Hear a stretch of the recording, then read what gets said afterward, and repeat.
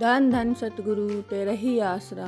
सतगुरु जी की प्यारी सत्संगत, आज हम सुनते हैं कि सतगुरु परम पिताजी ने कैसे साधु भाई की चलते टेम्पू से रक्षा की। धन धन सतगुरु तेरा ही आसरा। सन 1967 की बात है। उन दिनों साधु अपने गांव हिमायू खेड़ा में रहता था।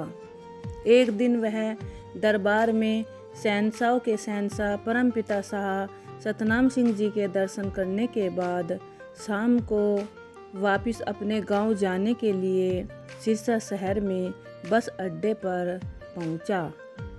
उस समय रानिया जाने वाली आखिरी बस जा चुकी थी।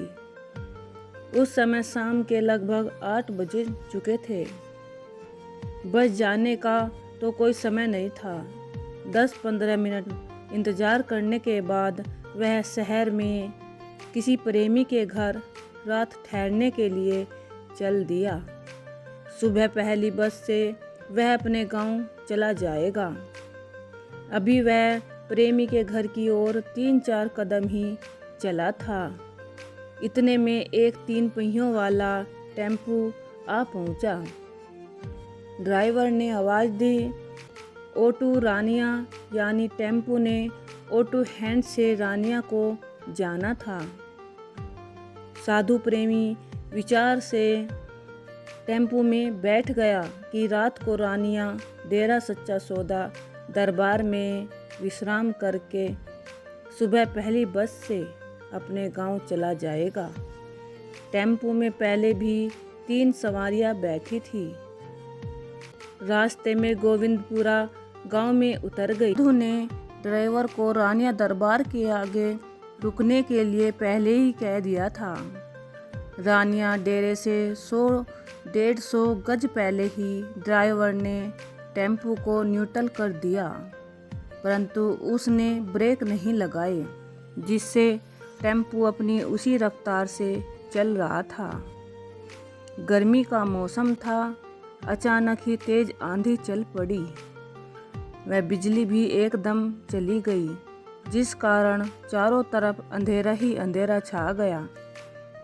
साधु जी को ऐसा लगा कि टेम्पू दरबार के सामने रुक गया है। इसीलिए उसने उतरने के लिए ज्यों ही अपना पांव जमीन पर रखा तो वह एकदम धड़ाम से नीचे गिर गया। टेम्पू तो अभी चला जा रहा था।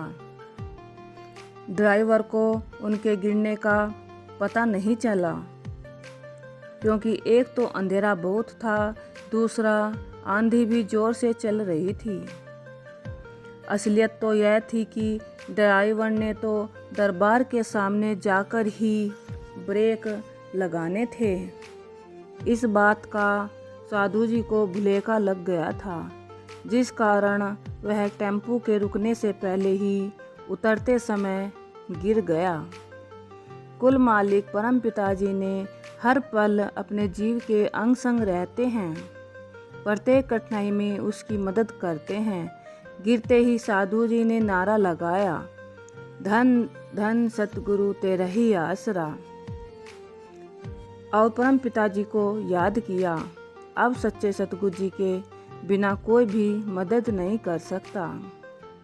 परम पिताजी की अपार कृपा से प्रेमी की कमीज की बाजू टेम्पू के नट में बुरी तरह फंस गई, जिस कारण वह जमीन पर गिरने की बजाय टेम्पू के साथ ही लटकता गया। 20-25 कदमों तक प्रेमी की यही हालत बनी रही।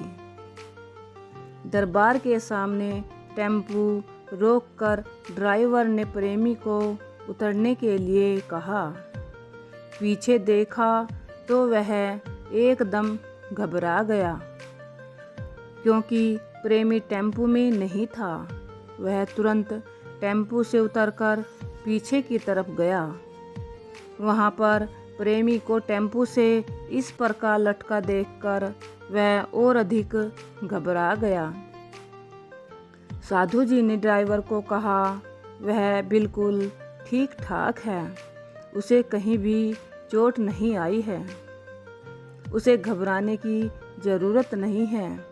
फिर ड्राइवर ने प्रेमी के कमीज को बाजू कबाले से बाहर निकाला। उसे स्वयं रानिया दरबार के अंदर जाकर छोड़ दिया। दयालु दातार सतगुरु जी की अपार कृपा द्वारा साधु जी बिल्कुल ठीक ठाक था।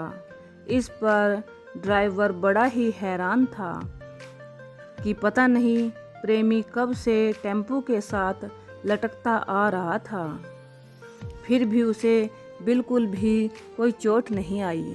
कुल मालिक सच्चे पातशाह जी ने अपने प्रेमी की स्वयं उपस्थित होकर रक्षा की और उसे कोई खरोंच तक भी नहीं आने दी।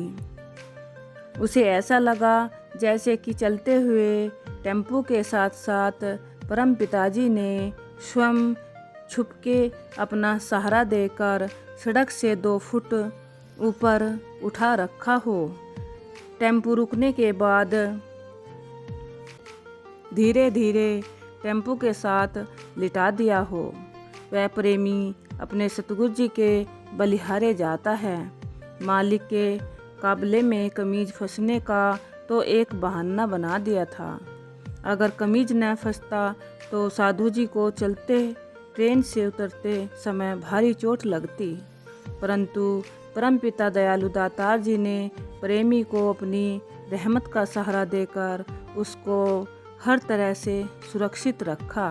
धन धन सतगुरु तेरा ही आसरा।